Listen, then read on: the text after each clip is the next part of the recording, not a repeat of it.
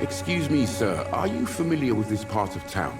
Name's Clayton Darby, reporter. Sorry, I'm new to Whitechapel. But perhaps you could help me since you're a journalist. My name is Jonathan Reid. Dr. Reid, the famous surgeon. I'll gladly help if I'm able, sir.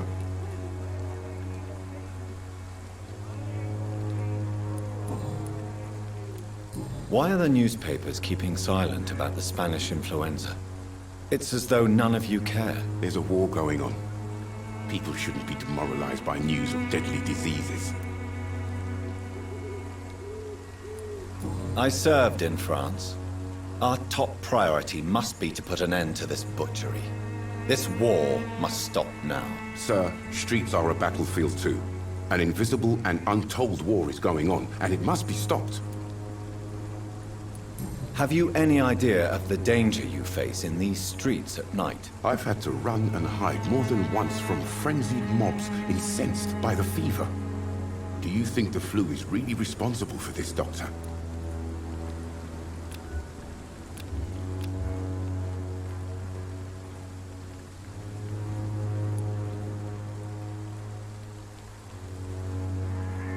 That science is unable to explain the facts doesn't mean there is no rational explanation.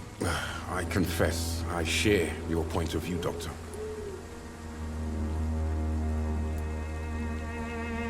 What is a journalist doing in this borough after sunset? He goes where none of his colleagues would dare to go, to inform the country.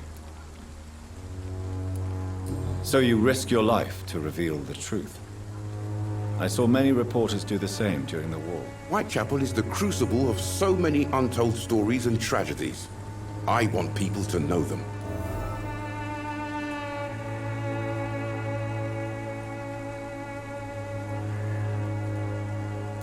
That's quite honorable of you. But is the public interested? Not at all, sir. And that's why I'm an independent journalist, hoping to sell some stories. Christina Popper claims she sells her body because she can't find any other work. Do you believe her? Of course I do. Her story is exactly what I want my readers to understand. We live in an intolerant and divided nation. Do you think things will ever change, Mr. Darby? I believe the situation can only improve. And now that women can vote, I'm convinced things will change.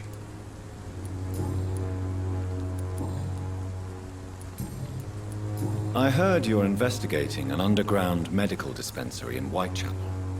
What do you know about it? Not much, I'm afraid. They are wary of strangers, and I'm not really an acquaintance of theirs. Why do you care? It's confidential. Speaking as a doctor, I'm sure you understand. Are you sure you're not just concerned about the repercussions that a scandal involving a certain Nurse Crane from the Pembroke Hospital would bring? Without a doubt, you are a damn fine journalist, Mr. Darby. What do you know of her accomplice, a man named Darius? I don't know much about the man. He's very cautious, never goes out, doesn't seem to have any friends or family.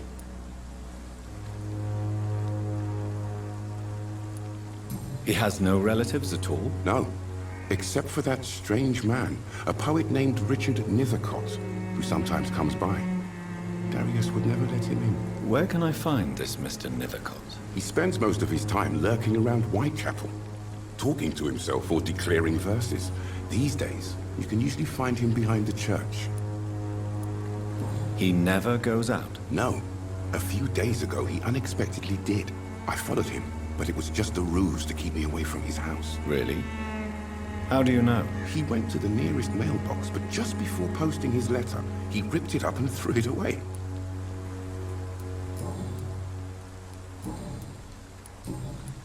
Goodbye, Mr. Darby. Farewell.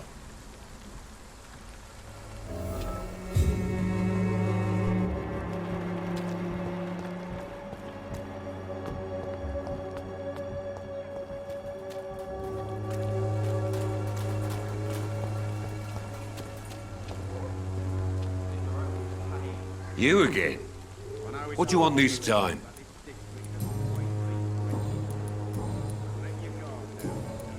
Goodbye, Mr. Peterson.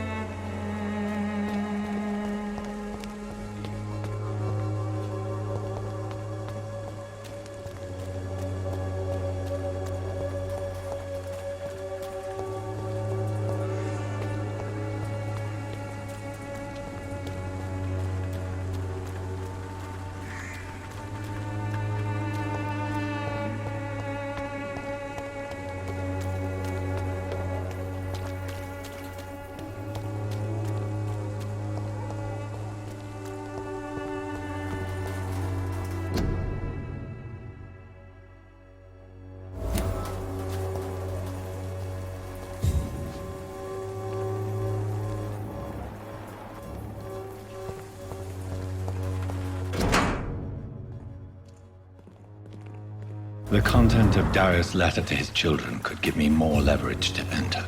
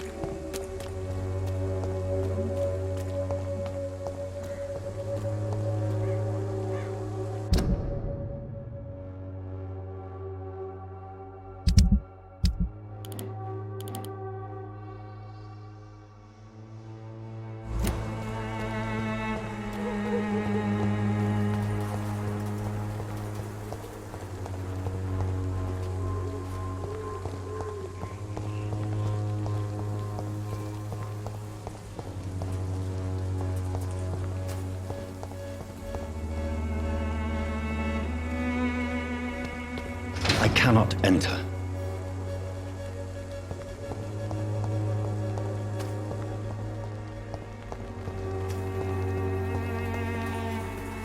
Good evening, miss. I'm Dr. Reid. I'd like to ask you a few questions. I know what you're thinking. A tall stranger who meets a girl in the street at night. It reeks of the penny dreadfuls. But I mean you no harm, truly.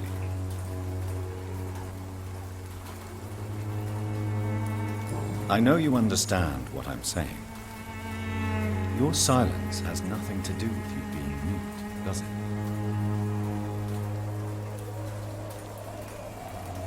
Melia, I know you work for Dorothy Crane. Please tell me about her secret dispensary. A stubborn and mute comrade. Nurse Crane and Darius Petrescu have been clever. Very well. Goodbye then.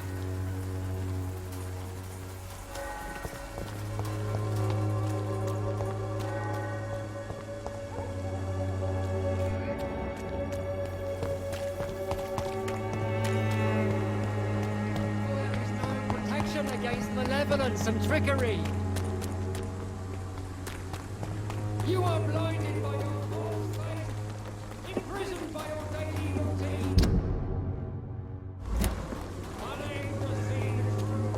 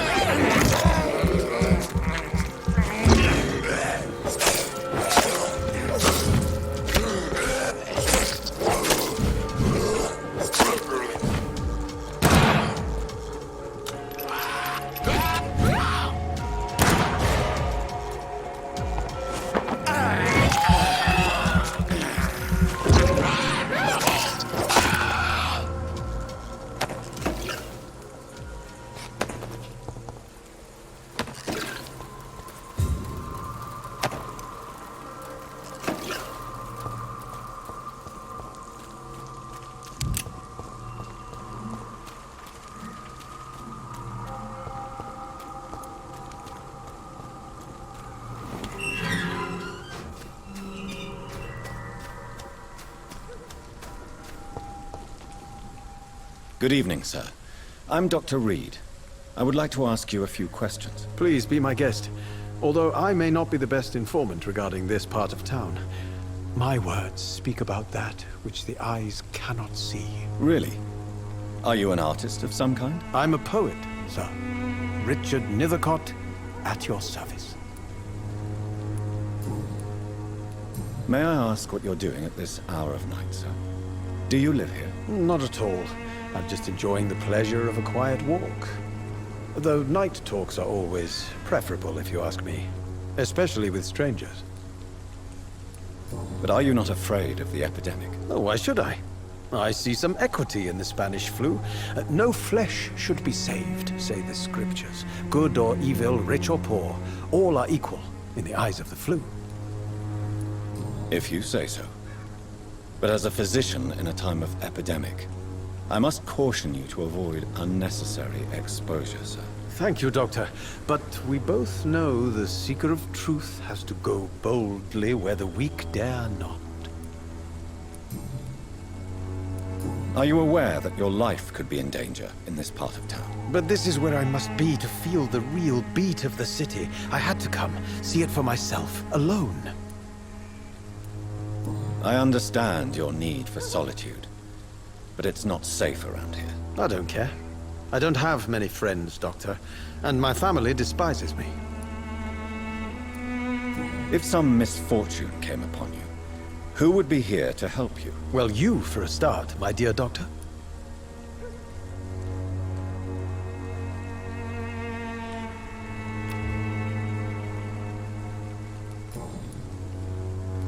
What are your thoughts on the terrible situation in this city? Terrible, you say? No. Of course, the death of so many innocents is a tragedy. But the scourge has not been all bad for the city. Oh, no, sir. What are you talking about? Do you remember London before the flu? Noisy, cacophonic, quiet nowhere to be found. And now, listen to this oddly peaceful silence.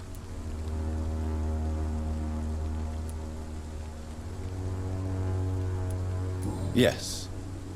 The enjoyable silence of the grave. You have a unique perspective on the situation, I must admit. Most people fail to understand my perspective. I don't blame them. But how could I call myself a poet if I veiled my feelings?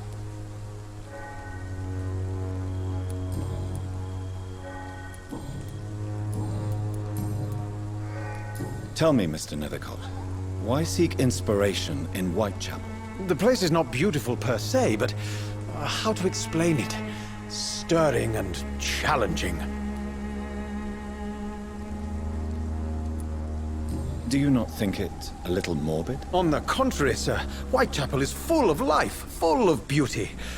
Just like my dear muse, the wonderful Camellia. What can you tell me about Camellia? Not much, and that's the beauty of it. She can't speak, you know. She's a locked mystery who exhales kindness and sweetness.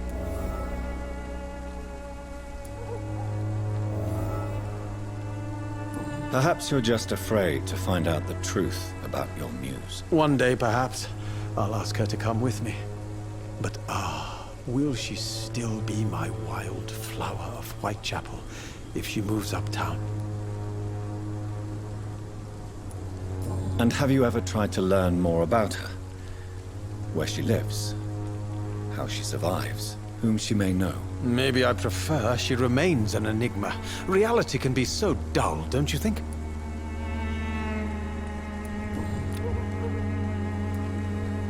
In what way, exactly? The struggle by gaslight, the barren smiles and the arid hunger under the rain. If you say so. Such vibrant antagonism and vivid paradox, the stripped humanity raged across each street. Vivid, of course, yes. And what about the poignant distress? Oh yes, the poignant distress. You see what I mean, don't you? That's what I want to write about, and that's what Whitechapel is made of.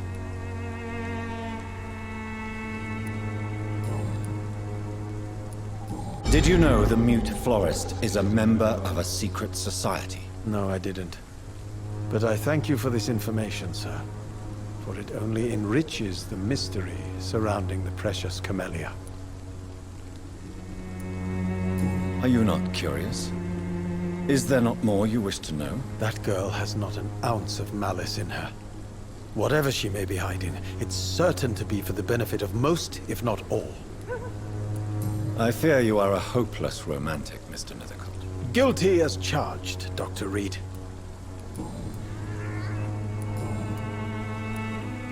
May I ask you a few questions about the district? Extraordinary part of town, is it not? I'll be glad to help you, if I can. I'm looking for Dorothy Crane, a nurse who lives in this vicinity. Dorothy Crane. Oh, I love the name. The Crane of Whitechapel. Sounds very mysterious. But, sorry, no, never heard of her. What can you tell me about an old man called Darius? Darius Petrescu? Yes, I know him. At first, I thought he was only a small publisher. I invited him to publish my work, but his reaction was pretty clear. Not interested in your talent? Darius is an old political activist who takes delight in printing tracts and lampoons. Those communist activities only require mediocre writing skills.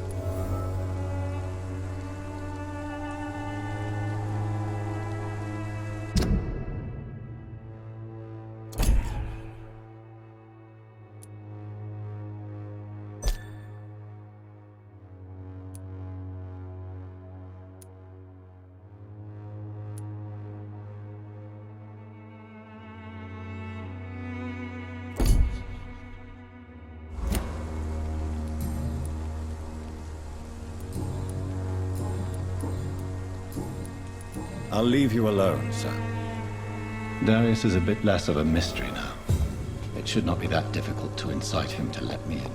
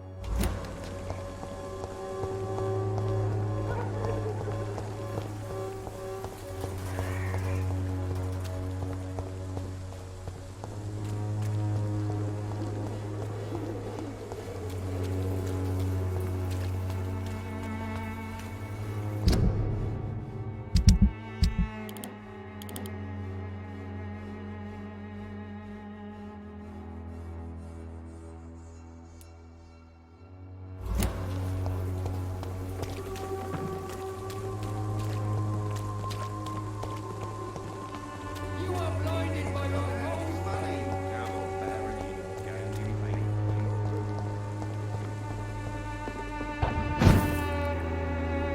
It's locked, all right.